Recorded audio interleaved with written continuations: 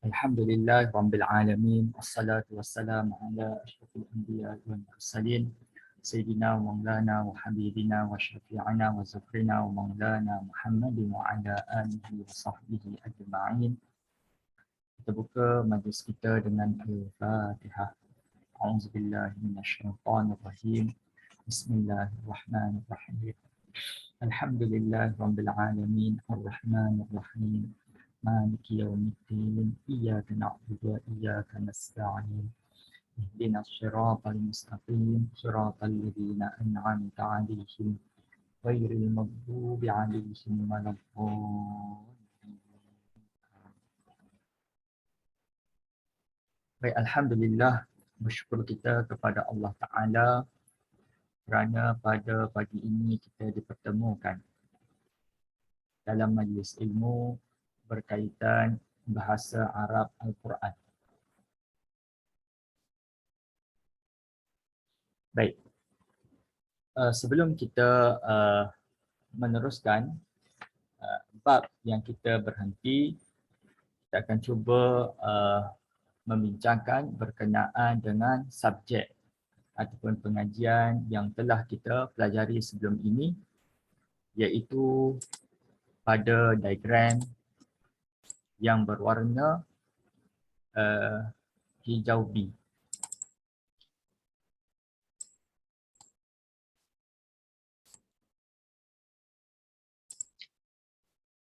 Baik, berkenaan dengan hijau B ini, iaitu ia merangkumi kepada perbincangan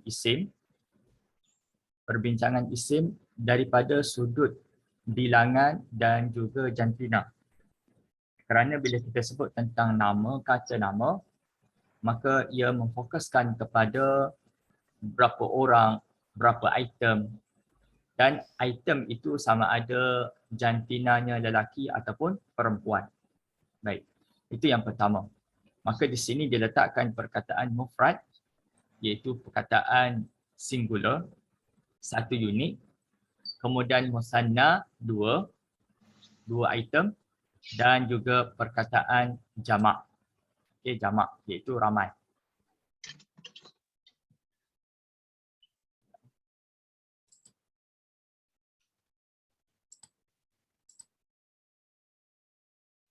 Okay, jamak iaitu banyak. 3 dan ke atas.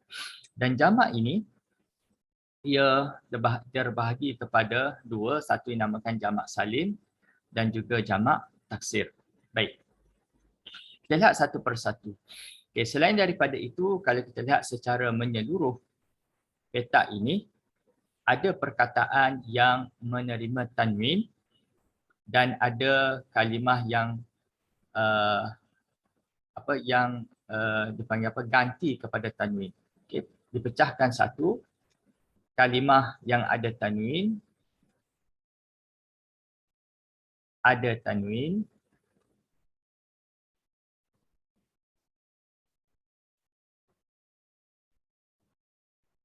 itu baris 2, dan satu lagi ganti tanwin. Ganti tanwin ini iaitu huruf nun. Okey, huruf nun. Ada tanwin, adalah baris 2 depan, baris 2 atas, bawah dan juga atas. Dan ada yang ganti tanwin. Baik. Kemudian dalam bahasa Arab ini yang paling agak tinggi, pembelajaran bahasa Arab ini adalah pada pembacaan, kadang-kadang kita baca perkataan muslimun, kadang-kadang kita baca muslimin, kadang-kadang kita baca musliman. Kadang-kadang kita baca muslimatun, muslimatin, muslimatan. Okay. Jadi perkataan bagi bahasa Arab ni sentiasa berubah berdasarkan ayat. Okay. Ada kadanya kita baca muslimani, okay, muslimani ataupun muslimaini.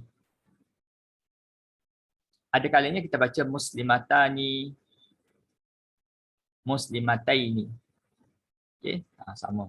Muslimataini, muslimatan. Ataupun kita kadang-kadang kita baca muslimuna ataupun muslimina ataupun muslimatun muslimatun atau muslimatin. Jadi banyak bentuk kita baca. Okey. Kadang-kadang dalam jamak taksir, contohnya buyutun, rumah yang banyak, rumah. Buyutun, okay. Buyutun, buyutin, buyutan. Kita akan baca dalam bentuk itu. Kita akan jumpa bentuk begini dalam teks bahasa Arab. Okay. Jadi kalimah ini semuanya dipanggil ini adalah isim zahir. Isim zahir ni isim yang jelas. Yang lain tu contohnya kat isim dhamir, isim isyarah yang mana dalam diagram warna pink A ada jelaskan. Tapi ini panggil isim zahir. Maka dalam isim zahir ini dia ada kedudukan. Sama ada kedudukan depan, kedudukan atas ataupun kedudukan bawah. Okay, dalam tajwid memanglah kita selalu sebut baris depan, baris atas, baris bawah. Tetapi kalau kita bincang dalam bahasa Arab yang lebih tinggi lagi kupasannya, kita akan meletakkan setiap perkataan dalam ayat itu, okay, dia mempunyai kedudukannya. Daripada kedudukan inilah dia membawa kita memahami apakah yang nak dimaksudkan pada ayat tersebut. Okay. Kalau hanya melihat terjemahan, memang kita tahu perkataan itu maknanya begini, maknanya begini. Tetapi apakah yang dimaksudkan pada ayat tersebut, maka ia perlu dianalisis dalam ayat. Dan cara kita menganalisis ayat ini perlu menentukan kedudukan kalimah di dalam sesuatu ayat. Cuma yang ini perlu pengajian yang tinggilah. Cuma saya nak kupaskan di sini kerana apa? Kerana dalam peta ini, dalam jadual ini dia meletakkan slash, maksudnya pilihan. Okay, baik, kita lihat satu persatu.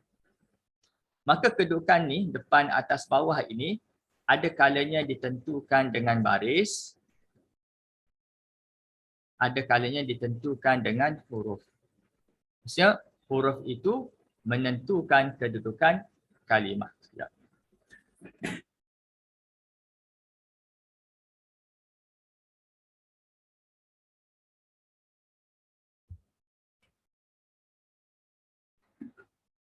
Baik. Kita lihat satu persatu perkataan mufrad. Perkataan mufrad ini adalah asal lah. Kerana apa saya sebut asal? Mufrad lelaki. Mufrad lelaki, muzakkar lelaki. Sebab apa saya sebut dia asal? Kerana selepas daripada perkataan mufrad muzakkar ini akan berlaku penambahan. Baik, kita lihat perkataannya. Muslimun, muslimin, muslimat. Okey. Pada kedudukan depan muslimun, pada kedudukan bawah muslimin, pada kedudukan atas muslimat. So dia ada tiga lah kedudukan dia, sama ada depan, bawah dan atas. Maka ini, kalimah mufrad muzakkar ini, kedudukannya ditentukan oleh baris. Kedudukan depan muslimun, kedudukan bawah muslimin, kedudukan atas musliman. Contoh perkataan mufrad muannas. Muannas ni perempuan. Untuk mufrad muannas ini, muslimatun, muslimatin, muslimatan. Ada penambahan dah pada huruf ta marbutah. Ta marbutah ini, ta marbutah ini menandakan perempuan. Ta marbutah ini menandakan perempuan. Untuk kalau tidak ada ta marbutah lelaki. Muslimatun, muslimatin, muslimatan. Pada kedudukan depan muslimatun, pada kedudukan bawah muslimatin, pada kedudukan atas muslimatan. Okey. Jadi kedudukan depan dengan baris depan, kedudukan bawah dengan baris bawah, kedudukan atas dengan baris atas, ini dinamakan kedudukan kalimah ini ditentukan dengan baris. Okey. Baik. Kita beralih kepada musanna. Musanna ni dia sudah ada penambahan. Okay, perkataan asalnya mim, sin, la, mim. Okay, kemudian tambah alif, nun dan tambah ya, nun. Baik. Kalau kita lihat daripada kalimah ini, muslimah ini dia ada nun di sini. Okay, nombor satu saya letakkan nun dan nun. Nun ni untuk apa? Nun ini adalah ganti tanwin. Okay, ganti tanwin. Jadi bermaksud kalimah musanna ini padanya tidak mengandungi baris dua. Okay, untuk kalimah musanna, dia tidak mengandungi baris dua. Sebab apa tak mengandungi baris dua? Kerana ia sudah mencukupi dengan ada huruf nun. Yang mana nun itu merupakan ganti kepada tanwin. Okay, baik. Kenapa pula ada slash? Muslimani, muslimaini. Okay. Jadi seperti mana yang saya sebutkan tadi, untuk kalimah isim ini dia mempunyai kedudukan depan, atas atau bawah. Jadi muslimah ni ada alif dan nun. Alif di sini membawa maksud dua orang. Okay. Dan alif di sini menandakan kalimah ini kedudukan depan. InsyaAllah nanti kedudukan-kedudukan ni kita akan bincang. Tapi untuk peringkat awal ni saya akan ulang. Kerana pengalaman saya mengajar yang di tempat yang lain, kadang-kadang kita tak bincang pun kedudukan ini, tetapi apabila sampai pada level yang ketiga, mereka first time dengar dia susah untuk adapt ni. Jadi saya terangkan pada peringkat awal. Okay, kemudian muslimai ini. Okay, muslimai ini ada huruf nun di belakang. Nun ini adalah ganti kepada at-tanwin. So ada tak baris dua untuk kalimah musanna? Tak akan jumpa. Sama ada dalam ilmu tajwid ke, dalam bahasa Arab ke, kita tak akan jumpa. Untuk kalimah musanna ini adanya baris dua. Kerana apa? Kerana ia sudah menggunakan nun, iaitu ganti kepada tanwin. Cuma kenapa dia ada pilihan? Satu muslimah ni, satu muslimah ini. Okay, kerana huruf ya ini merangkumi ataupun mewakili dua orang, dan huruf ya ini menjadi tanda kepada kedudukan atas atau kedudukan bawah. Okay, kedudukan atas atau kedudukan bawah. Jadi untuk musanna, kedudukannya ditentukan oleh huruf. Okey, dia tak ditentukan oleh baris. Baik. Seterusnya,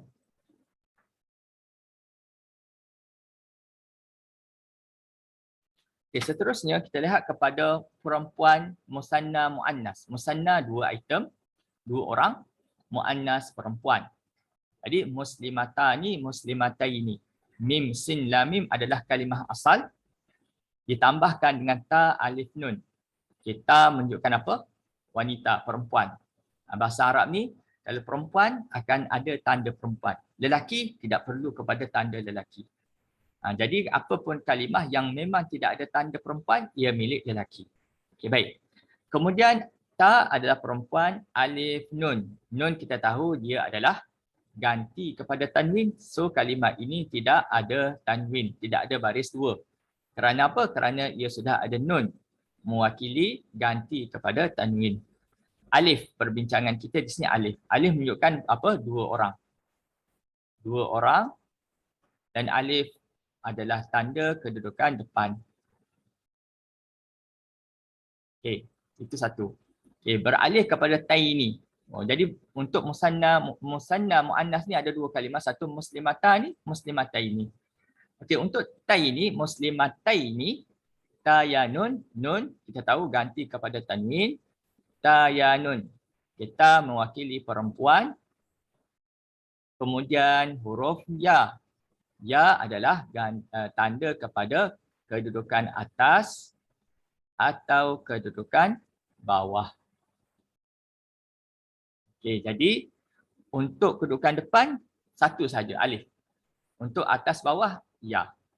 Okey, jadi menunjukkan bahawa kedudukan depan ini sangat penting dalam bahasa Arab.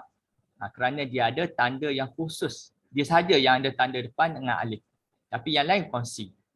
Okay, nanti kita akan bincanglah satu peringkat yang lebih tinggi. Jadi untuk kalimah ini ditentukan ataupun kedudukannya ditentukan oleh huruf. Jangan pula kita cakap, ini kedudukan depan, kita tak nampak baris depan pun. Kita tak menggunakan baris tetapi kita menggunakan huruf sebagai tandanya. Okey, kemudian kita lihat kepada jamak salim. Apa itu salim? Salim ini selamat, sejahtera, taksir pecah. Tak selamat lah. Okey. Jadi selamat di sini, apa yang selamatnya?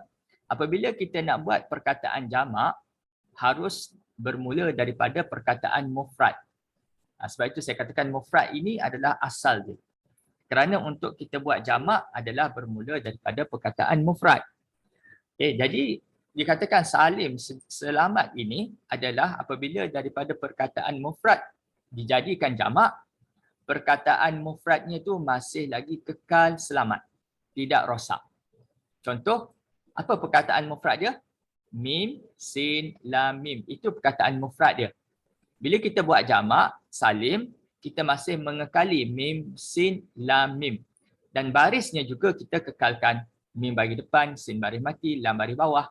Kemudian mim, lepas tu tambahlah waw nun atau ya nun. Itu dipanggil salim. Okey, berbeza dengan taksir. Taksir jamak pecah ni, dia punya perkataan mufrad dia sudah rosak. Sudah pecah. Sudah telah berubah. Okey, contohnya buyutun, rumah-rumah. Okey, 3 buah rumah ke atas. Okey, apa kalimah mufrad dia? Baitun. Sebuah rumah baitun. Ini kalimah mufrad dia. Dan kalau kita lihat sudah berubah, iaitu pada huruf ba ni berbaris atas, untuk jamak taksir berbaris depan. Untuk ya mati pada mufrad, tetapi untuk jamak taksir berbaris depan. Kemudian terus huruf ta untuk mufrad, tetapi di sini ada huruf waw. Barulah huruf ta. Itu telah berlaku pecah, rosak pada perkataan mufrad. Itu jamak taksir. Tetapi paling mudah untuk kita tahu jamak taksir ini senang saja dalam teks apabila kalimah itu tidak ada waw nun, ya nun di belakang ataupun alif ta, maka itu jamak taksir. Itu paling mudah. Cuma ni dia punya konsep dia begitulah. Okey, kemudian muslimina, okey muslimina, okey ya nun. Okey, muslimuna dan muslimina dia ada slash. Okey, so muslimuna waw nun, tambahannya waw nun. Ya nun. Kenapa tambah waw nun? Nun kita tahu ganti kepada tanwin. Maka kalimah ini tidak ada baris dua. Okey, kerana apa? Kerana sudah ada wakil tanwin iaitu nun. Okey. Kemudian waw. Waw ni kenapa ada waw? Untuk menunjukkan ramai dan juga menunjukkan kedudukan depan. Okay, sama dengan ya. Ya, kenapa ada ya? Pertama menunjukkan ramai. Kedua, menunjukkan kedudukan atas, bawah atau bawah. Ini menunjukkan kalimat ini ditentukan kedudukannya oleh huruf. Okay, seterusnya, jamak muannas salim. Jamak ramai, muannas perempuan, salim selamat. Selamat mufrad dia. Perkataan mufrad dia selamat. Singularnya selamat. Okay, muslimatun, mim, sin, lam, mim, kalimah asal, tambah alif dan ta. Muslimatun, muslimatin. Muslimatun, muslimatin. Baik. Muslimatun, muslimatin. Baik, di sini kalau kita lihat dia ada tanwin. Okay, dia ada tanwin. Jadi di sini ada tak perlu kepada nun? Tak perlu kepada nun. Sebab apa? Kerana sudah ada baris dua. Okey, kerana ada baris dua. Jadi di sini cara dua je baca muslimatun, muslimatin. Sekejap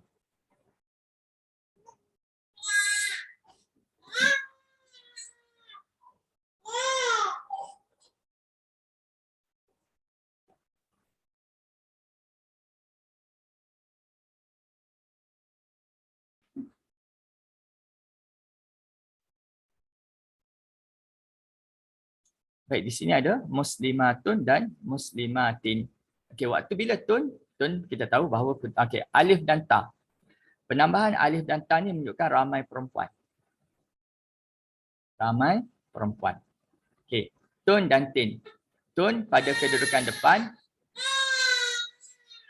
Tin pada kedudukan atas atau bawah. Atas atau bawah. Itu saja. Okay, jadi kalimah ini ditentukan oleh baris. Okay, ditentukan oleh baris.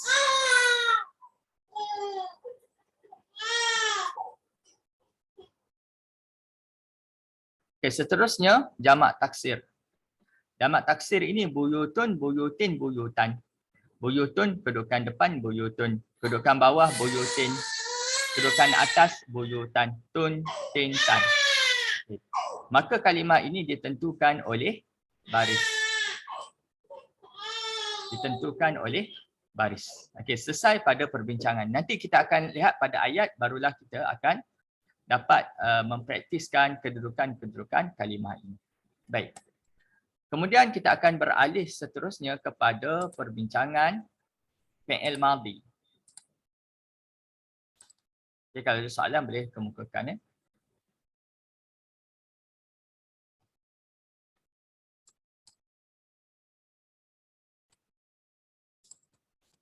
Okay, fi'il madhi.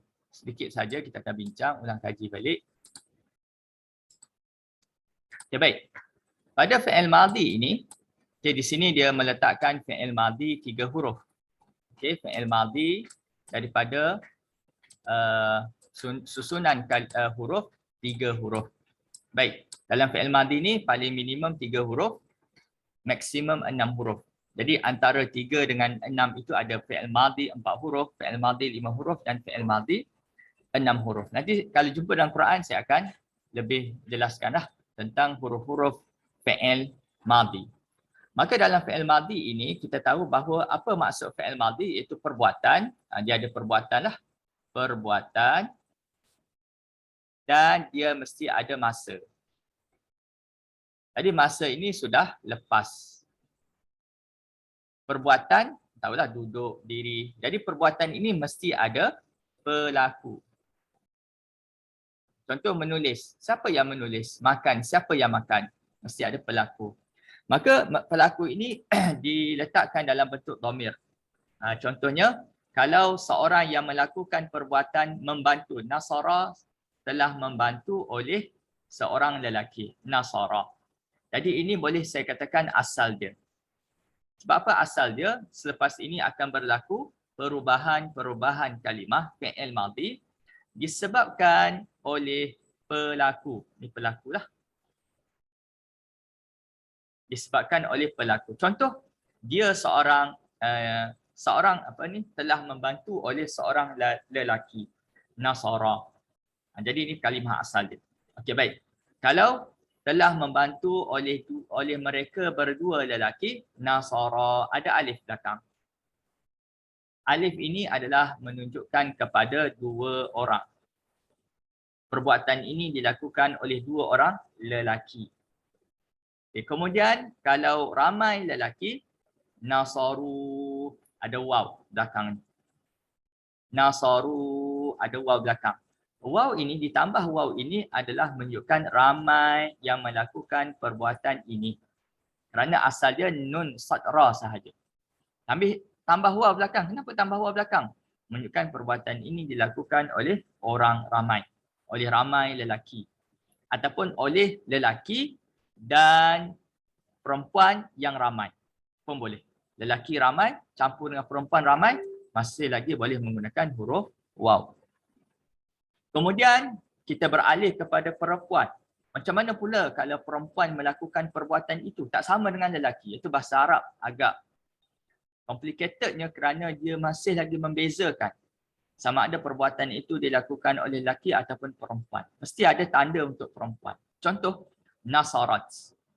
Kalau dia seorang perempuan telah membantu, nasarat. Ada huruf ta belakang. Ta ni menunjukkan perempuan. Nasarat menunjukkan kepada perempuan. Kemudian kalau 2 orang perempuan, nasarata. Nasarata. Tambah ta dan alif. Nasara kalimah asal, ta alif. Ta ni menunjukkan apa? Ta ni menunjukkan perempuan. Alif ini menunjukkan 2 orang. Jadi ada mewakilkan. Setiap huruf yang ada itu mewakilkan kepada pelaku. Okey. Kalau hunna ni kita tahu bahawa ramai perempuan. Maksudnya ramai perempuan yang melakukan perbuatan membantu. Jadi macam mana bentuk dia? Nasarna. Nasarna. Nun sad ra kalimah asal tambah nun belakang. Nun ini adalah menunjukkan ramai perempuan. Ramai perempuan. Nasarna. Okey, nasarna. Ramai perempuan. Baik. Selesai untuk perempuan. Kita sekarang nak bincang tentang perbuatan yang dilakukan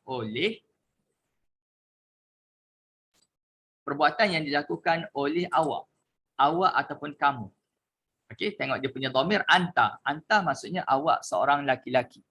Saya nak sebut awak seorang laki-laki telah membantu makcik tua sebagai contoh. Ataupun telah membantu seorang lelaki. Okay. Awak telah membantu lelaki tu. Nasarta.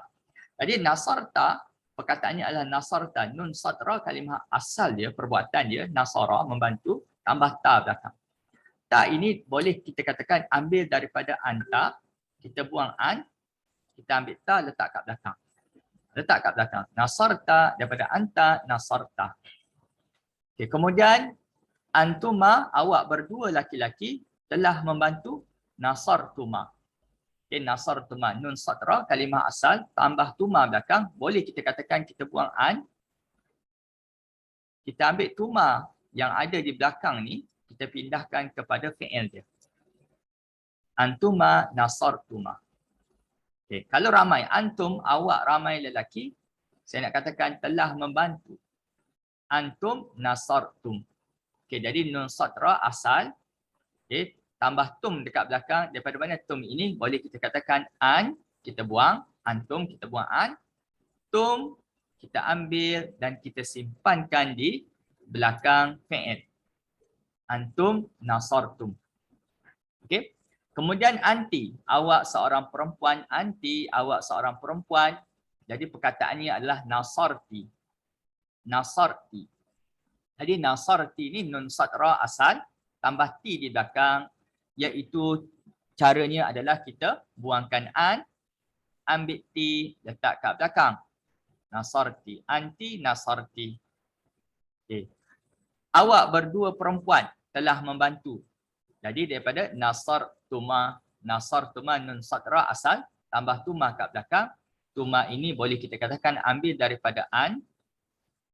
Okay, antuma. Kita buang an, kita ambil tuma dan kita pindahkan di belakang. Antuma nasartuma. Okay, antunna, awak ramai perempuan telah membantu. Telah membantu oleh awak ramai perempuan.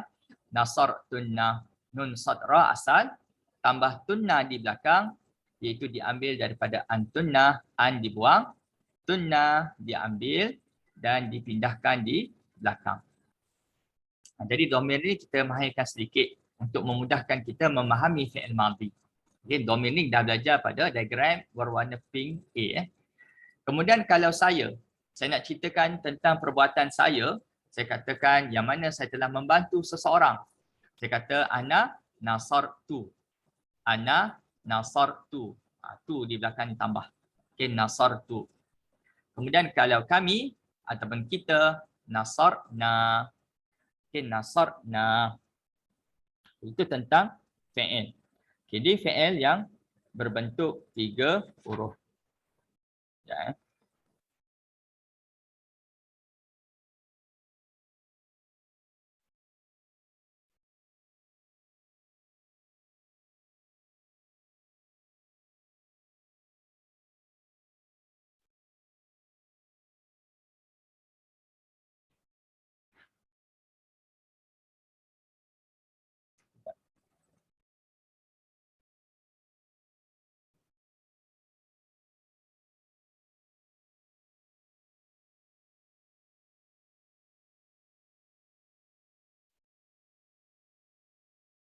Baik, kita lihat kepada ayat Quran.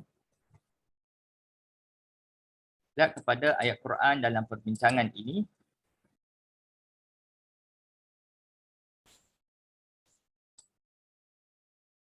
Pada muka surat 103. Okay, kita boleh lihat kepada muka surat 103.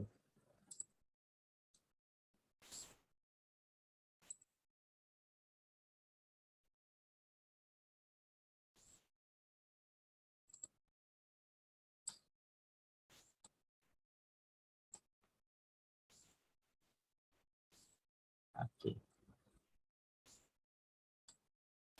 Okay. Pada surah Yusuf.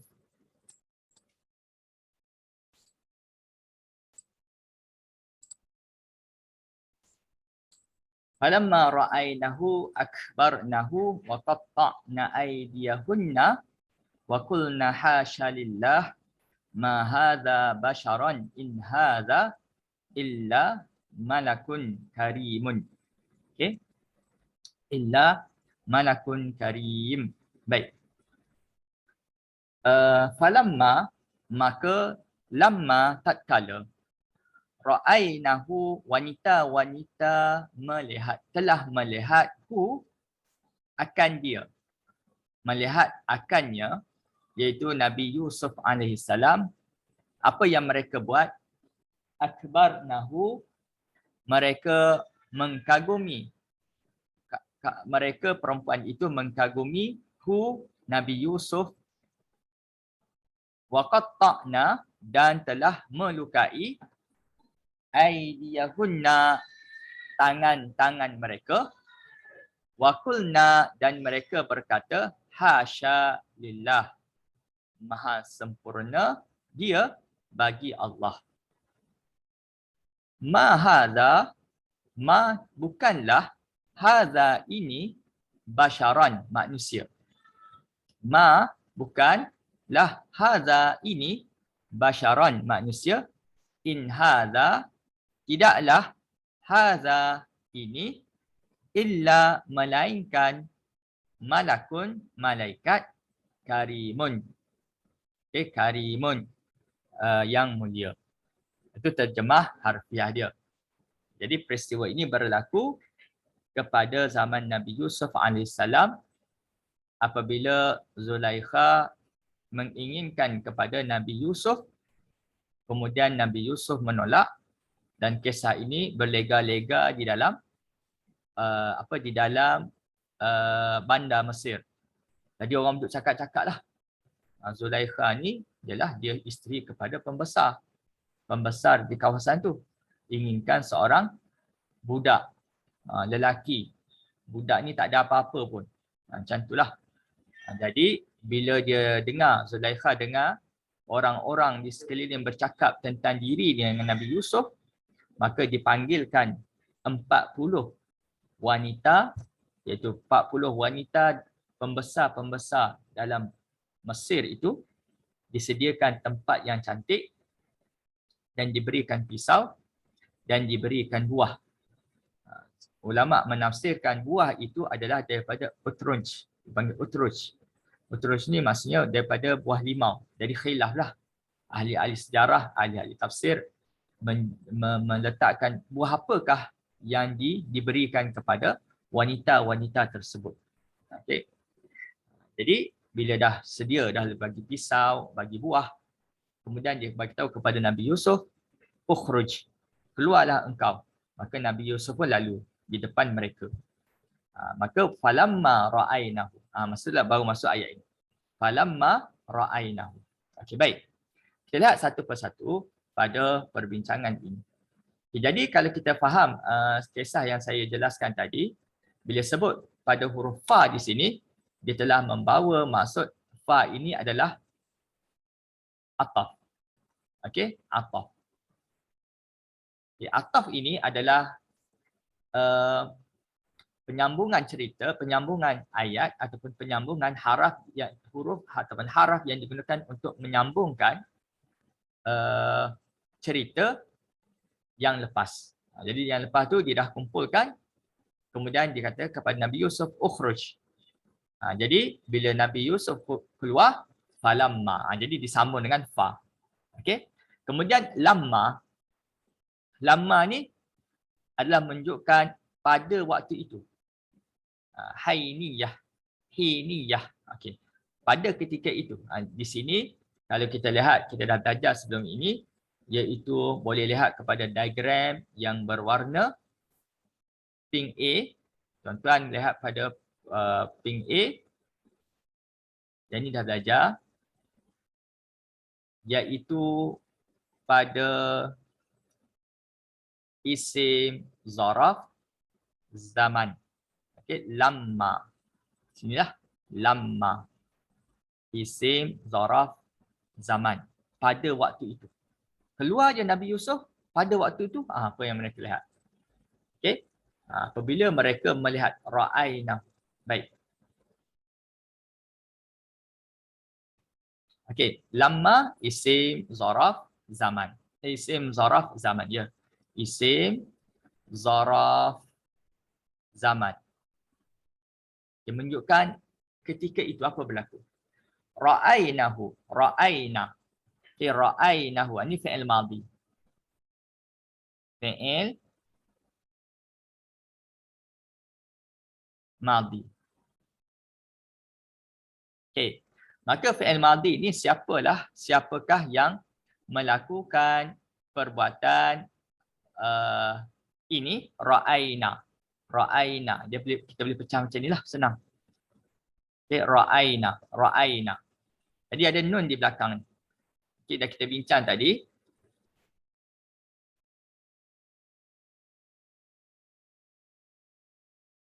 Okey, untuk yang ini ada nun di belakang.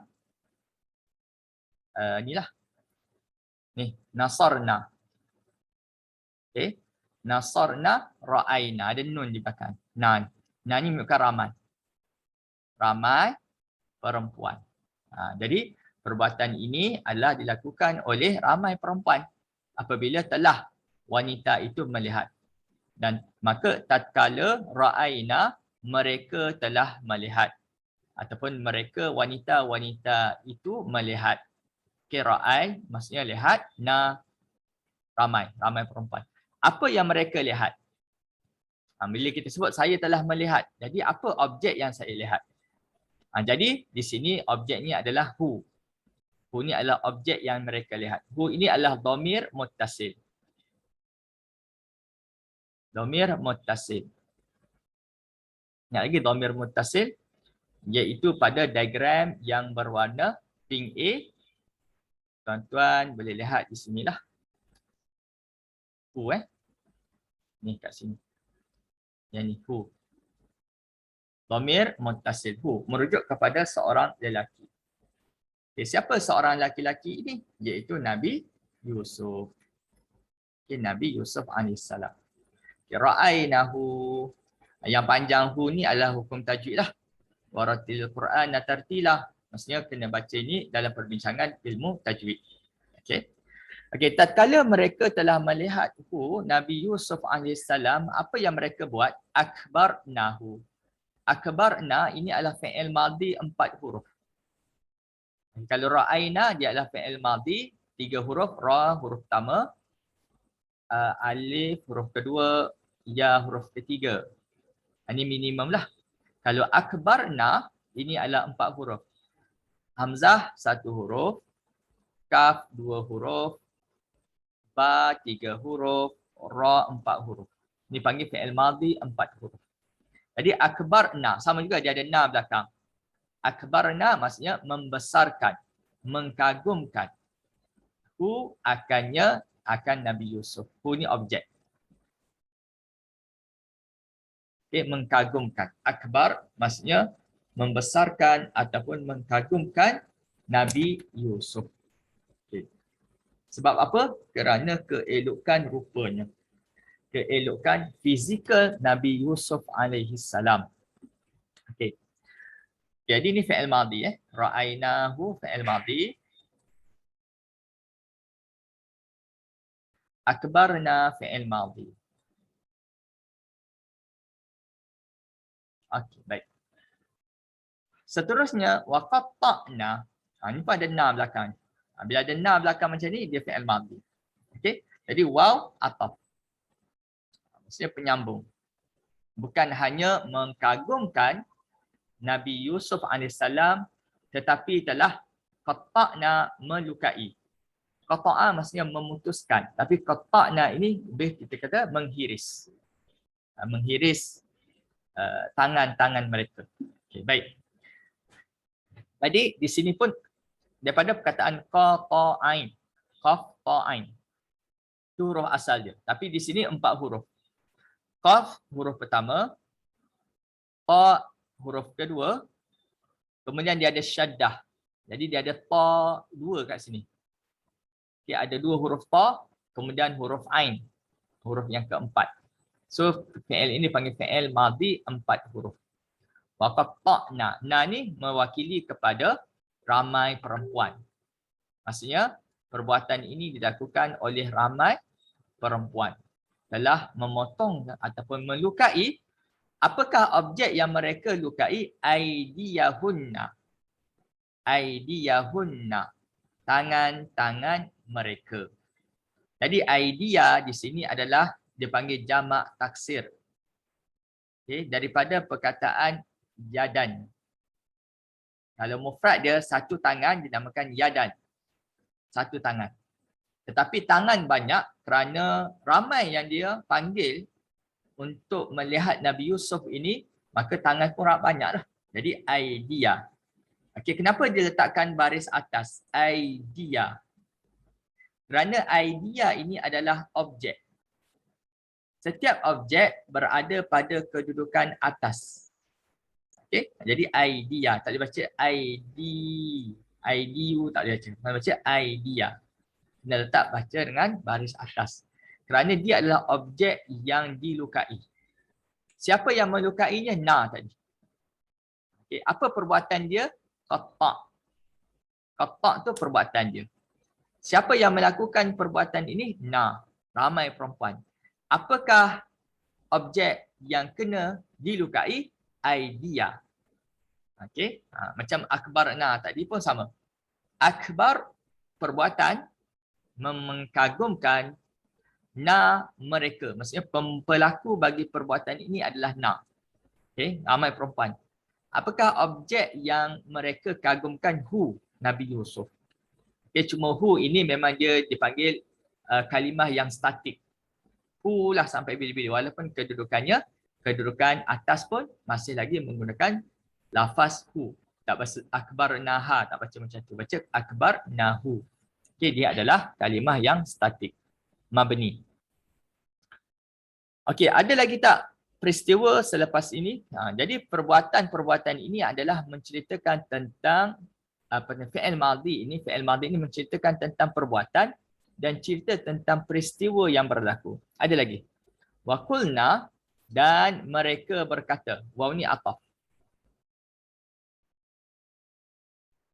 Okey, ataf. Qulna, ada na lagi belakang. Na ni ramai. Ramai perempuan. Okay, qulna, qul ni adalah daripada perkataan qala. Telah berkata. Okay, telah berkata. Okay, cuma di sini dia ada berlaku pembuangan. Sebab itulah kita lihat huruf qaf dengan lam sahaja fi'il madhi dia. Sebenarnya yang saya jelaskan hari itu, yang saya jelaskan tadi, fi'il madhi ni minimumnya adalah 3 huruf. Tetapi di sini ada 2 huruf je. Qaf dan lam. Kenapa jadi macam tu? Sebenarnya berlaku pembuangan huruf. Tapi biarlah kita tak bincang. Tetapi saya nyatakan sebab apa berlaku pembuangan? Kerana ada huruf sakit. Ada huruf sakit. Okay, tak apalah. Yang ini kita tinggalkan dahulu. Okay, pada waktu lain saya akan jelaskan tentang huruf sakit, pembuangan huruf sakit. Jadi apa yang mereka sebutkan, bila dan mereka berkata ni dia ada pembuka kata lah. Okay, dan penutup kata. Okay, pembuka kata dan penutup kata. Jadi pembuka kata dia hasya lillah. Hasya ini adalah fi'il madhi. Okay, fi'il madhi 3 huruf. Ha, alif, sya, shin. Cuma dalam penulisan Al-Quran, dia terus sambung ha dengan shin dan diletakkan alif kecil. Kalau dalam penulisan biasa kita akan tulis macam inilah. Ha, alif, shin. Ini yang kita biasa tulis macam ni lah. Hasya. Okay, memang alif tu dia tak disambung dah dengan kalimah yang selepasnya. Tapi oleh kerana dalam penulisan Al-Quran ini, diletakkan ha, sambung dengan shin, tapi di tengah-tengah tu diletakkan alif. Ini huruf fi'il yang ada huruf sakit. Okay, alif tu huruf sakit. Okay, maha suci lillah bagi Allah. Maha sempurna bagi Allah Ta'ala. Okay, hasya lillah. Maha sempurna lillahi bagi Allah Ta'ala. Okay, jadi hasya fi'il madhi.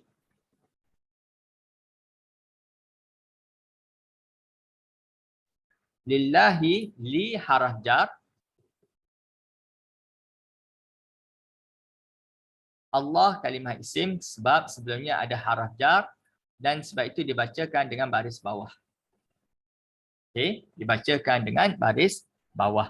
Lillahi, tak baca lillahu ke lillaha. Dan Allah ini pada kedudukan bawah lah, kedudukan bawah. Okey, apa tanda dia? Baris bawah. Apa yang menjadikan dia kedudukan bawah? Haraf jar. Okey, haraf jar. Okey. Jadi perempuan-perempuan ini berkata hasyalillah, maha suci ataupun maha sempurna Allah Ta'ala. Kemudian dia mengatakan ma hadza basharan. Ma hadza basharan. Ma ini dipanggil haraf nafi. Tidak, bukan. Ini bukan manusia. Kerana sangat tampannya Nabi Yusuf AS, mereka mengatakan ini bukan manusia. Jadi ma ini dipanggil ma nafi. Menafikan. Dan ini boleh lihat dalam diagram yang berwarna pink B.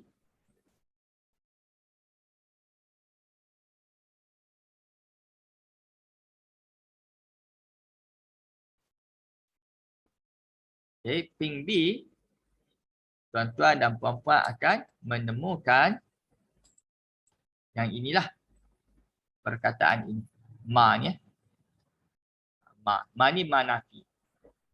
Okay, ma nafi. Tidak. Okay, tidak ataupun bukan. Okay, kemudian kita jumpa kalimah hadza. Hadza ini apa? Isim isyarah. Isim isyarah. Okay, isim isyarah. Yang ini nafi Jadi isim isyarah di sini, tuan-tuan dan puan-puan boleh melihat kepada diagram yang berwarna pink A.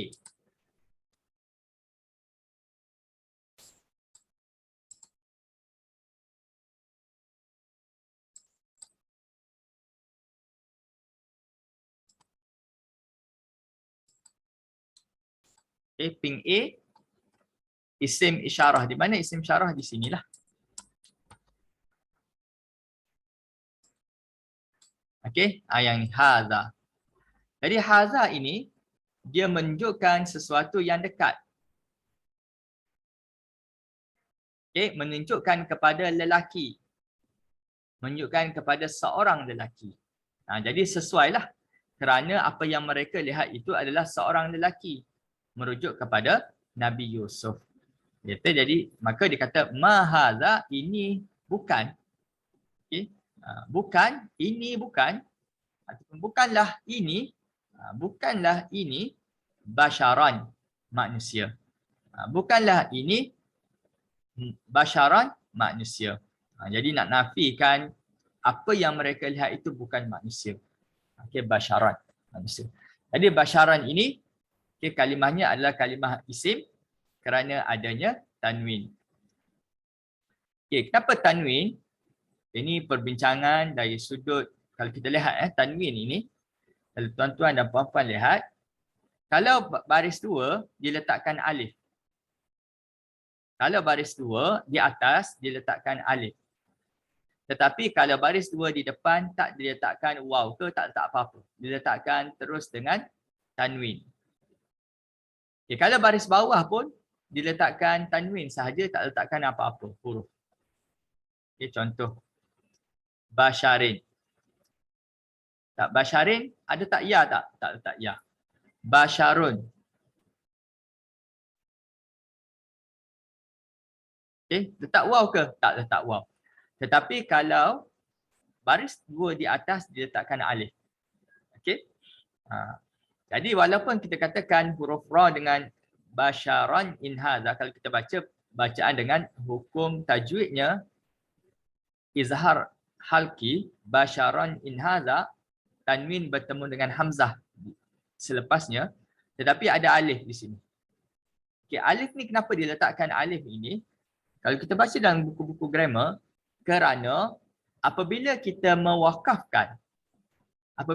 mewakafkan kalimah ini, kita akan bacakannya dengan alif.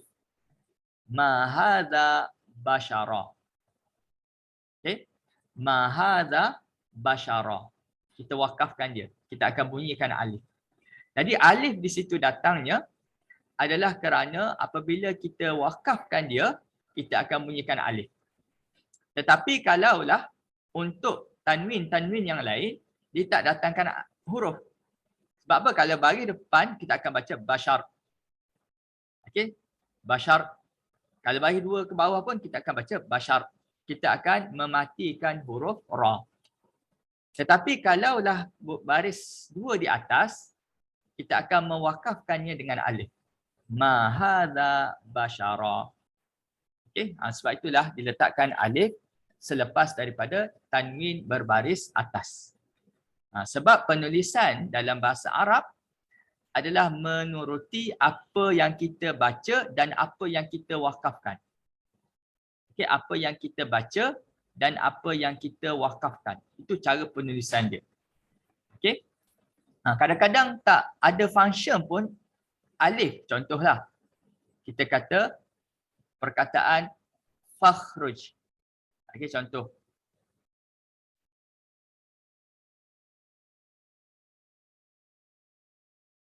Fakhruj.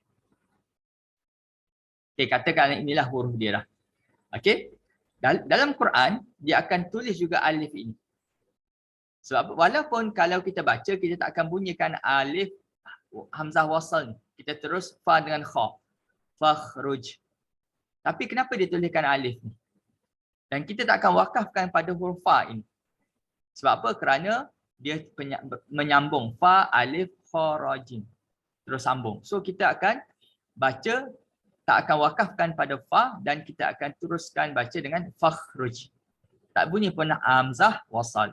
Tapi kenapa hamzah wasal itu ditulis? Jadi ulama mengatakan penulisan dalam bahasa Arab ini mewakili ataupun menunjukkan sesuatu yang dimulakan kerana apa? Perkataan ukhruj ini adalah dimulakan dengan hamzah. Maka dia kena tulis juga permulaan dia dengan hamzah. Sama ada disebut ke ataupun tak disebut ke, tetapi dia masih lagi tetap kena tulis. Kerana penulisan dalam bahasa Arab ini ditulis berdasarkan permulaan dan berdasarkan wakaf. Sebab itu dituliskan basyara. Kerana apa? Kerana apabila kita wakafkan, kita akan bunyikan dengan alif. Okey. Ma hadza basyara. Itu macam itulah. Okey. In hadza illa malakun karim. Okey. Baik. In di sini adalah nafi. Nafi juga. Tapi dalam diagram tak ada. Dalam diagram tak ada. Sebab in ini dia ada dua. Satu membawa maksud taukid sesungguhnya. Okey. Yang kedua adalah membawa maksud nafi. Macam mana kita nak tahu dia ni nafi? Selepas in ni ada illa. Ada illa. In tu adalah nafi. Tetapi kalau tak ada illa, dia adalah membawa maksud taukid. Sesungguhnya. Okey, sesungguhnya. Tapi terjemahan ni nanti saya bagi tahu kenapa dia letakkan sesungguhnya. Okey, baik. Maksudnya tidaklah ini melainkan malaikat yang mulia. Okey, ini adalah in nafi. Menafikan apa? Menafikan ini. Haza. Haza ni isim isyarah. Lihat diagram warna pink A tadi lah. Isim isyarah. Okay, isim isyarah menunjukkan sesuatu yang dekat. Maksudnya Nabi Yusuf ini berhampiran dengan mereka. Okay, isim isyarah. Dan isim isyarah ini menunjukkan kepada seorang lelaki. Okay. In hadza, bukan ini tidak ini, melainkan illa. Illa ni haraf istisna.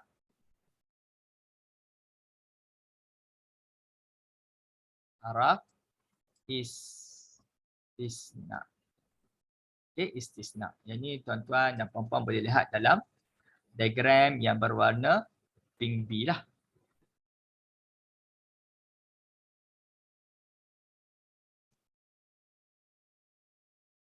Pink B, illa. Illa. Tetapi illa ni dia membawa dua maksud. Satu, melainkan. Okay. Ataupun kecuali. Okay. Kita lihat di sini. Apabila satu ayat dimulakan dengan nafi dahulu, kemudian didatangkan dengan istisna. Okay. Istisna. Dia telah membawa maksud betul-betul mengkhususkan lelaki yang dilihat ini merupakan malaikat yang mulia.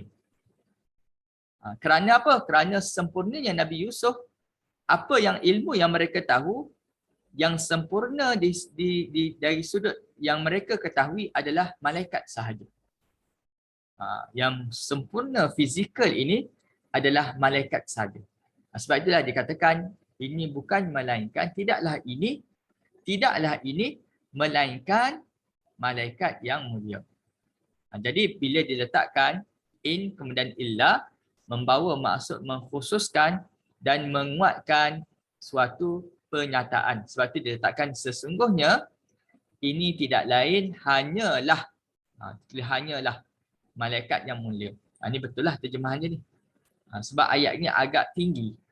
Kerana didatangkan nafi dahulu, kemudian didatangkan istisna. Nak mengatakan ini sebenar-benarnya malaikat yang mulia. Ini memang betul-betul malaikat yang mulia. Bukan manusia. Dia nak kata macam tu. Jadi dikata mahaza basyaran, mula ditolak. Ini bukan manusia. Ini benar-benar malaikat. Lebih kurang macam itulah. Pertama ditolak. Ini bukan manusia.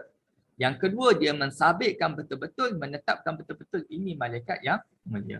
Kerana itulah pengetahuan mereka yang mana mereka mengetahui yang sempurna adalah malaikat sahaja. Dari sudut fizikal. Okay, baik. Kemudian malakun. Malakun ni malaikat lah. Yang kita sebut malaikat ni adalah jamak sebenarnya. Kita menggunakan perkataan malaikat tu adalah malaikah. Sebut malaikah kan, itu jamak taksir. Tapi satu malaikat disebut malakun. Sesuailah kerana mewakili kepada seorang Nabi Yusuf AS. Malakun karimun. Tengok malakun ni bagi depan. Okay, ini adalah kedudukan depan sebab baris depan. Okay. Karimun, mulia. Ini sifat dia. Jadi karimun ini dia akan mengikuti cara bacaan malak. Kalau malakun baca baris depan, dua baris depan, maka dia pun baca baris depan. Kalau malakin, karimin. Kalau malakan, kariman. Okay. Dia mengikuti perkataan malakun. Baik. Jadi kita dah lihat kalimah-kalimah dalam fi'il madhi iaitu ra'aina, akbarna, qata'na, qulna, hasya. Ada 1, 2, 3, 4, 5, 6. Ada 6 huruf, 6 kalimah yang digunakan pada fi'il madhi. Baik.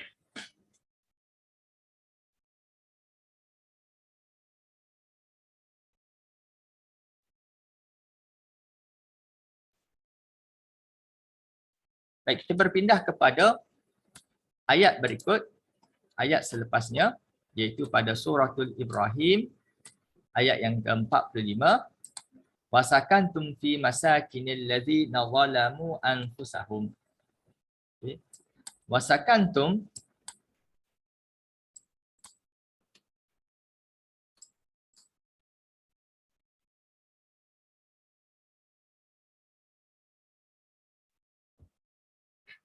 ya, Ibrahim.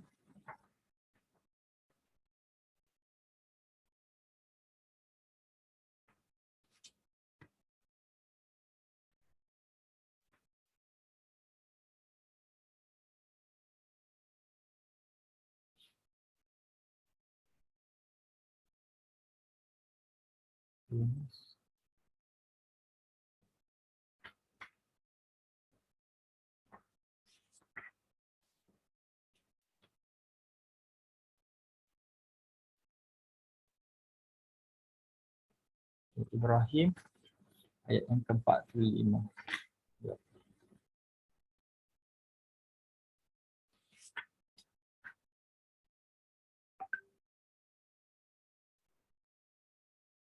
Baik. Okey, wasakantum fi masakinil ladzina zalamu anfusahum. Dan sakantum, kamu telah tinggal di masakinil ladzi, iaitu masakin, tempat-tempat kediaman, alladzina, orang-orang, zalamu, telah menganiayai, telah menzalimi anfusahum, diri mereka. Jadi Allah Ta'ala mengatakan kamu telah tinggal pada rumah-rumah, kediaman-kediaman orang yang menzalimi diri mereka sendiri.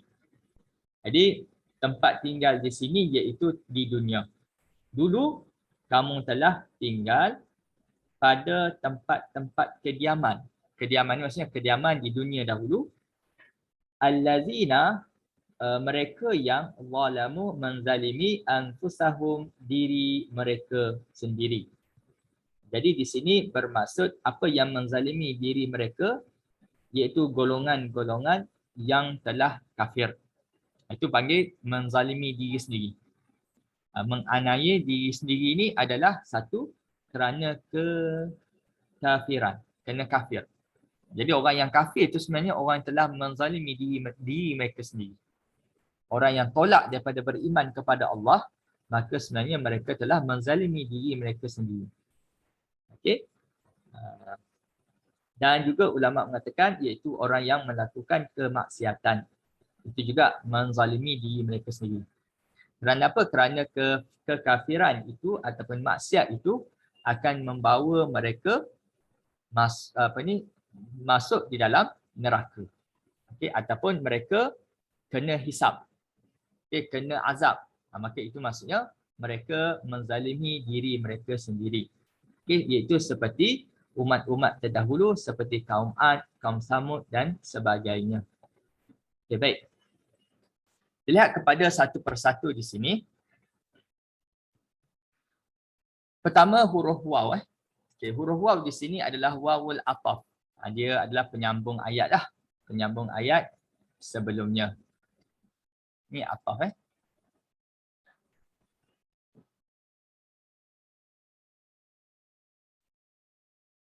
Okey, baik. Sakantum. Okey, sakantum. Kalau nampak tum belakang ini, apa yang hampir-hampir? Antum. Okey, antum. Ini fi'il madhi. Fi'il madhi. Macam tadi lah. Fi'il madhi iaitu dalam yang kita bincang tadi apa? Nasartum. Okey, nasartum. Yang ni. Okey, nasartum. Antum, nasartum. Nun sad ra asal, tambah tum kat belakang. Daripada antum, nasartum. Jadi sakantum. Sama lah. Okey, sama dia punya template dia. Okey, sama dia punya bentuk dia. Okey. Jadi sakantum, asal kalimah dia sin kaf nun. Sin kaf nun. Okey, sin kaf nun, sakantum. Tum daripada antum, kamu telah tinggal. Sakana maksudnya tinggal. Okey. Kalau kita nak katakan di mana tempat kamu tinggal, maskan. Maksudnya kadang-kadang orang tanya aina baituka. Dalam bahasa Arab ni banyak dia punya penggunaan dia. Aina baituka. Di mana rumah kamu? Ataupun aina maskan. Kalau tempat tinggal panggil maskan. Okay, maskan. Maskan. Maskan maksudnya di manakah? Aina maskanuka. Manakah tempat kamu tinggal? Okey. Ataupun aina mabituka. Ini pun sama, tempat tinggal. Mabituka. Okey, mabituka. Di manakah kamu? Mabituka, silap dia. Maskan, tempat tinggal. Ataupun mabituka. Mabituka. Mabituka. Okay, di mana kamu tinggal? Contoh, mabituka. Sama. Baituka. Aina baituka. Sama. Okay, baituka. Cuma, maskan ni adalah perbuatan. Ni nama tempat. Maskan ni tempat tinggal. Mabituka, tempat tinggal. Bait, tempat, rumah. Okay, tempat yang kita tinggal. Ni sakana ni adalah tempat kita mendiami. Bukan, silap. Perbuatan. Perbuatan kita mendiami. Perbuatan. Perbuatan kita. Apa yang dekat dengan perkataan sakanan? Sukun. Pernah dengar perkataan sukun? Mati. Sukun, tetap. Sukun ni tetap. Maksudnya kita tetap suatu tempat itu tempat tinggal kita. Pergi mana-mana, last kali kita akan balik tempat kita, akan kita duduk diam-diam kat situ. Sukun. Okey, dekat-dekat lah. Okey, maksudnya kita tinggal di situ. Okey, kita telah tinggal. Jadi sakana ni maksudnya perbuatan kita. Telah kamu tinggal. Kamu telah tinggal. Okey, dan sakantum, kamu telah tinggal. Okey. Siapa yang melakukan perbuatan ini? Antum. Antum. Kita ambil kat sini. Antum, kamu semua. Sakana telah tinggal. Tinggal di mana? Fi masa kini. Fi, di, ni haraf jar. Okay. Haraf jar, fi, haraf jar. Kemudian masa kini. Masa kin adalah maksudnya kediaman. Tempat tinggal. Kediaman kamu. Kediaman ataupun rumah-rumah lah. Kediaman. Okay. Masakin ini adalah jamak taksir. Jamak taksir.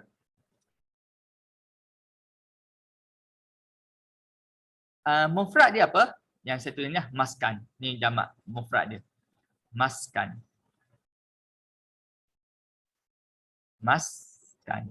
Okey, maskan ni. Okey, masakin, maskan. Okey, boleh?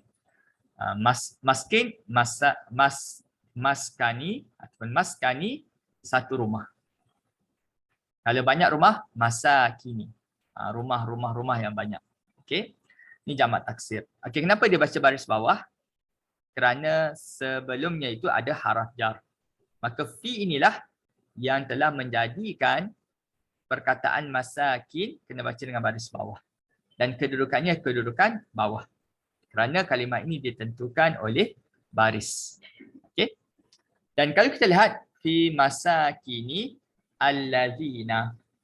Fi masakini allazina. Okay, jadi masakin di sini, kalau kita lihat kalimat isim, tidak ada alif lam, tidak ada tanwin. Okay. Tidak ada alif lam dan tidak ada tanwin. Okay, seterusnya ada allazina. Allazina pun isim juga. Isim apa? Isim mausul. Okay, di sinilah.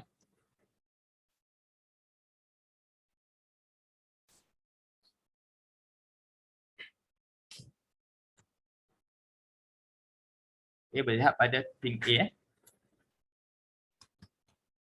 Allazina. Okay, allazina merujuk kepada apa? Kepada lelaki ramai.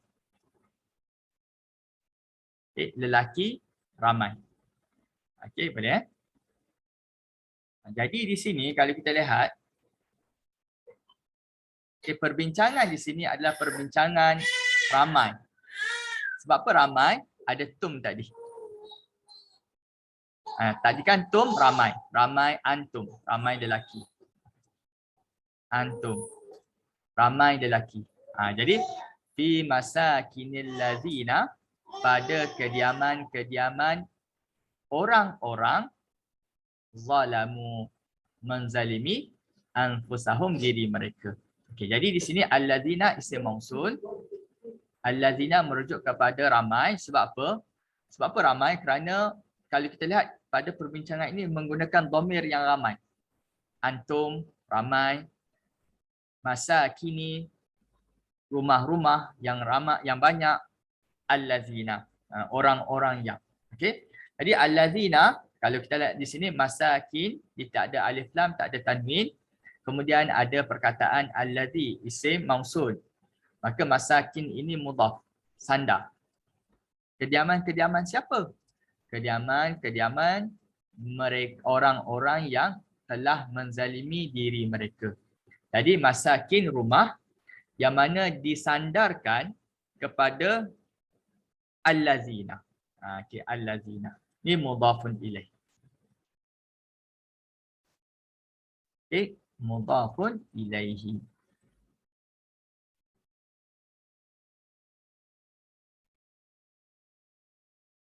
Okay, jadi mudhafun ilaih di sini sepatutnya baris bawah mudhafun ilaih, kedudukan bawah. Tetapi kenapa allazina tetap dengan baca baris atas? Kerana isim ini adalah isim statik ataupun yang kita katakan isim mabni. Okay, isim yang statik ataupun isim mabni yang mana dia tak berubah pun dia punya structure dia. Okay, masakinil ladzina macam tu. Tak akan berubah.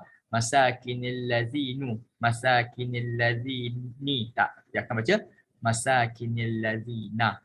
Okey. Okey, kemudian apa lagi? Orang-orang yang bagaimana nak diceritakan tentang alladzina, sebab itu alladzina ni ada yang, perkataan yang. Okey, kerana isim mausul ini, alladzina isim mausul,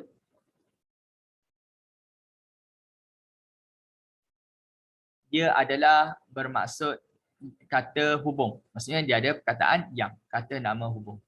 Dia ada perkataan yang. Okey. Orang-orang yang zalamu anfusahum, menzalimi. Jadi zalamu ini adalah fi'il madhi. Fi'il madhi. Okey, fi'il madhi. Daripada yang kita bincang tadi, iaitu yang inilah.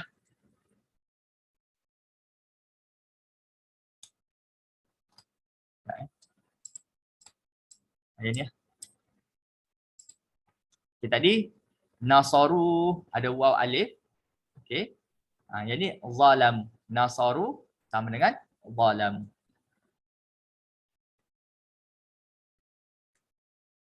Ya. Zalamu nasaru. Zalamu ada huruf waw di sini. Kenapa ada waw di sini? Iaitu ramai. Okey, ramai. Zalamu telah menzalimi. Apa yang mereka zalimkan? Dia menzalimi orang lain ke? Tak. Anfusahum. Diri mereka sendiri. Anfusah. Sebab tu baca bayi atas. Ni objek dia. Mereka menzalimi. Siapa yang benda yang objek yang mereka zalimi? Anfusahum. Diri mereka. Sebab tu anfusah baca dengan bayi atas. Sebab objek ni dia punya kedudukan adalah kedudukan atas. Okey, anfus ni adalah kalimah jamak taksir.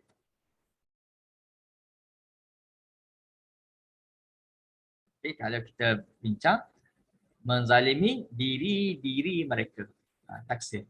Daripada perkataan apa? Nafsun ataupun nafsan. Kalau seorang individu, dipanggil nafsan. Okay, nafsan. Saya buat perkataan ataupun perkataan baris depan lah, nafsun. Nafsun, diri seseorang. Seorang individu. Tapi anfus maksudnya ramai. Menzalimi diri-diri mereka pun mereka sendiri. Okey. Jadi anfus, kemudian selepasnya itu dhamir muttasil.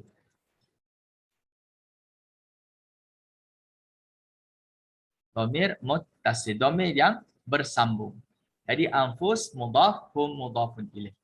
Okey, anfus mudhaf hum mudhafun ilaihi.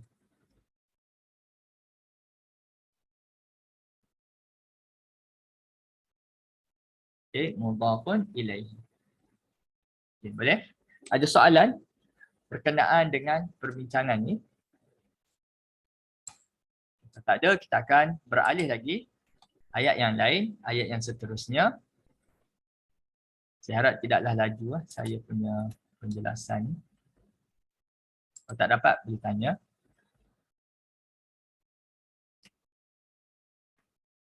Satu kosong empat.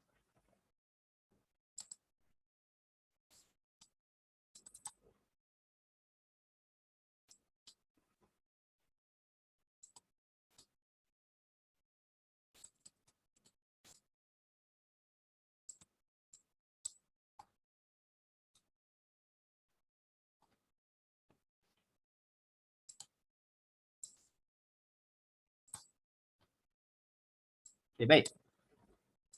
Surah An-Nisa ayat yang ke-12, walakum nisfu ma taraka azwajukum illam yakul lahunna waladun. Okay, baik.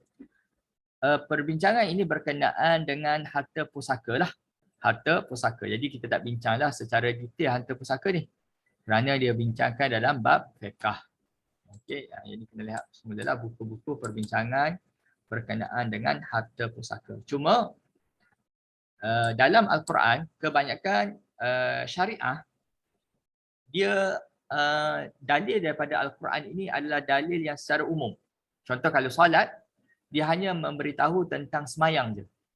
Tapi bagaimana kita nak melaksanakan solat tersebut adalah perlu melihat kepada hadis. Dan banyak perkara-perkara hukum hakam di dalam Islam apabila dilihat daripada dalil Al-Quran adalah secara umum. Cuma dikhususkan dari sudut hadis. Kecuali bab harta pusaka. Harta pusaka ini dalam Quran sangat detail. Dijelaskan. Yang tu dapat berapa bahagian, yang dapat berapa bahagian, yang tu dapat berapa bahagian. Dijelaskan secara detail di dalam Al-Quran. Tetapi kalau benda-benda lain, perkara-perkara lain akan diperincikan dari dalam hadis. Okay, baik. Seterusnya kita akan lihat satu persatu. Walakum nisfu ma taraka azwajukum illam yakun lahunna walad. Tak nampak dalam skrin, Ustaz. Okay, baik. Maaf. Terima kasih. Okay, ayat ni surah Nisa ayat 12. Ini ayat berkenaan dengan harta pusaka. Jadi harta pusaka inilah diperincikan dalam Quran. Ini salah satu hukum hakam yang diperincikan dalam Quran adalah pusaka. Yang lain banyak dinyatakan dalam hadis ataupun hukum hakam dalam Quran dijelaskan secara umum dalam Quran kemudian diperincikan dalam hadis. Kecuali bab harta pusaka. Baik. Kita lihat kepada huruf ayat ini walakum waw. Jadi waw di sini boleh digunakan dalam dua haraf. Pertama, ada ulama mengatakan haraf ini adalah permulaan ayat. Istiqnaf. Permulaan ayat. Dan ada ulama mengatakan waw ini adalah waw ataf. Ataf ni penyambung lah. Maksudnya ada cerita sebelum ini tentang hukum hakam. Kemudian disambungkan dengan ayat ini. Boleh guna dua-dua lah. Kemudian lakum. Lakum di sini ada dua perkataan. Pertama, lam, haraf jar. Lam bermaksud bagi. Bagi ni milik. Bagi kamu. Maksudnya kamu memiliki nis 1/2. Okey, 1/2. Kamu dapat ataupun dapat kepada kamu nisfu 1/2. Itu maksudnya lam. Okey, lam. Kemudian kum. Kum di sini apa? Dhamir muttasil. Merujuk kepada kamu semua, ramai.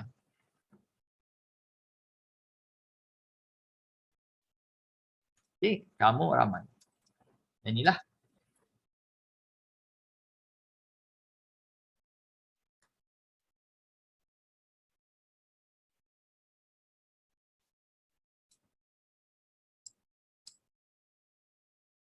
Ayat ni. Okey, kum, ramai. Antum, kadhamir munfasil, awak semua. Di sini kum. Kamu semua. Okey.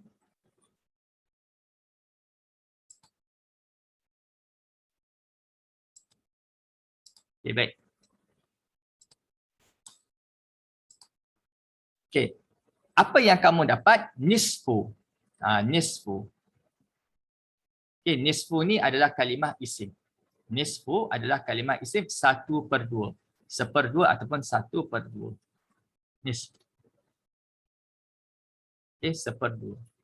Okey, nisfu ni kenapa dia baca baris depan?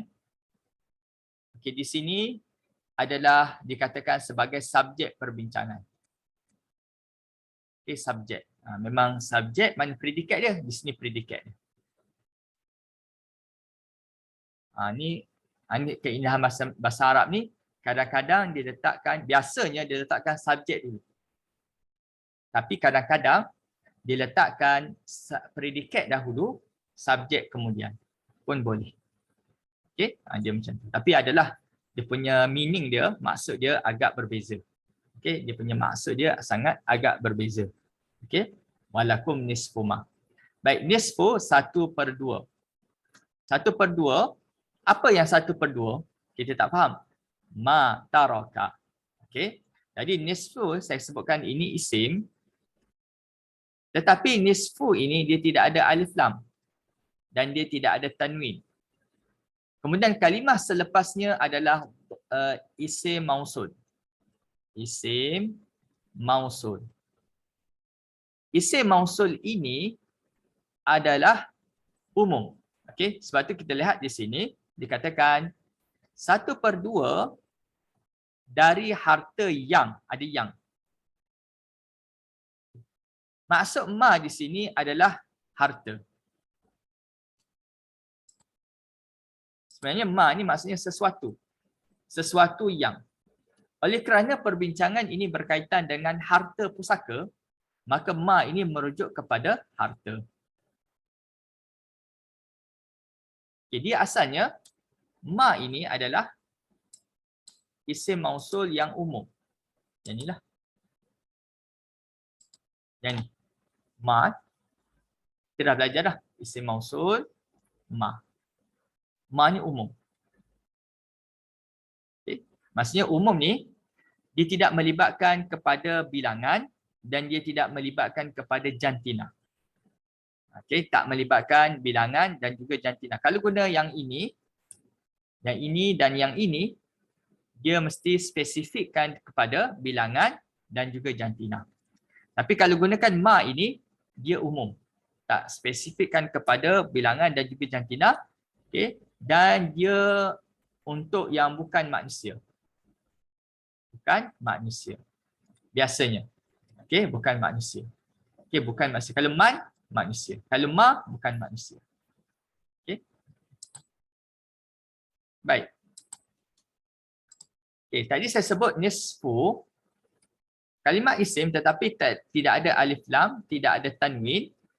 Kemudian selepasnya itu adalah kalimat isim. Maka di sini nisfu adalah mudhaf. 1/2, orang tak faham 1/2 ni. 1/2 apa? Kemudian disandarkan kepada ma. Okay, ma, oh harta. 1/2 harta. Jadi sandar. Ma ni mudhafun ilaih. Okay, mudhafun ilaihi.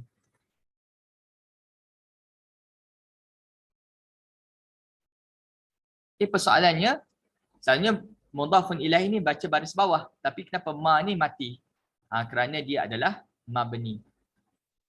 Ataupun kita katakan isim yang statik. Isim statik. Isim mabni lah. Isim statik. Okay. Tak berubah dah. Ma sampailah kiamat lah. Sampai dalam syurga pun gunakan ma macam ni lah. Tak guna yang lain. Okay, baik. 1/2 daripada harta yang taraka telah meninggalkan. Okay, telah meninggalkan azwajukum oleh isteri-isteri kamu.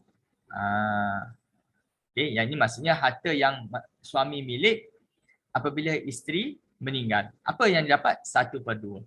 Okay, baik. Taraka adalah fi'il madhi. fi'il madhi. Okay, fi'il madhi. Okay, fi'il madhi. Sebab tu dalam istilah harta pusaka juga dipanggil harta tarikah. Kalau tuan-tuan dan puan-puan biasa dengar, dalam harta pusaka itu pun juga digunakan dalam istilah tarikah daripada taroka. Harta yang ditinggalkan, tarikah daripada perkataan taroka. Maksudnya harta yang ditinggalkan. Jadi harta yang telah ditinggalkan azwajukum. Siapa yang meninggalkan harta ni? Azwajukum. Azwaj ni menjadi pelaku. Sebab itu pelaku di sini dibacakan dengan bagi depan. Azwajukum. Okey, pasangan ataupun isteri kum kamu.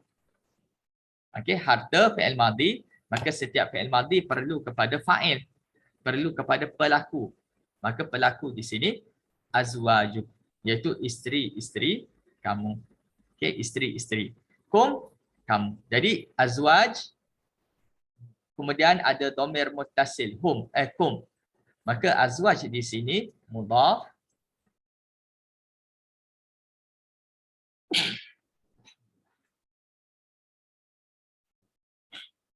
okay, mudhaf,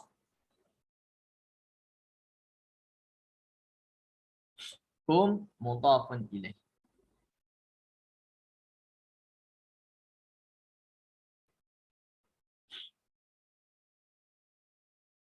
Okay, mudhafun ilaihi. Baik. Oh, sampai sini ya. Dah 10.30. Baik, kita kena berhenti sampai sini dahulu. Okey. Jadi walakum nisfuma, waw tu waw ataf, lakum bagi kamu. Maksudnya kamu dapat memiliki, kerana lam itu maksudnya lam pemilikan. Okey, kamu memiliki. Okey, apa yang kamu memiliki? Nisfuma 1/2 ma. Ma itu harta. Oleh kerana berlaku penyandaran nisfu dengan ma diterjemahkan dari.